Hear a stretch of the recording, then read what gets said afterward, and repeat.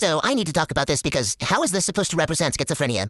This is apparently a schizophrenia-themed plushie from Dreadful Plushies, and as someone who actually lives with schizophrenia, I have some serious concerns about this kind of representation. Because schizophrenia is not a quirky aesthetic, it's not a personality trait, and it's definitely not something that can be produced with a creepy-looking character with a few stereotypical symptoms attached to it. My issue isn't that mental illness is being represented in art. I think mental health representation can be incredibly important. My issue is that when a company takes a serious and complex condition, simplifies it into a marketable character, and then sells that image to the public as if it accurately represents the people who live with it, schizophrenia is a spectrum of experiences. People with schizophrenia are individuals. We don't all experience the same symptoms, and we certainly don't all look or behave that way that media has historically portrayed us. But when you repeatedly represent schizophrenia through creepy imagery or aesthetics, or the idea that people with schizophrenia are inherently scary or dangerous, you contribute to the stigma that we're already fighting against. And that's what concerns me about this kind of representation. Someone who knows nothing about schizophrenia could look at this and think, oh, this is what schizophrenia looks like. But that's not schizophrenia. That's an artistic interpretation based on stereotypes in media portrayal. And I've seen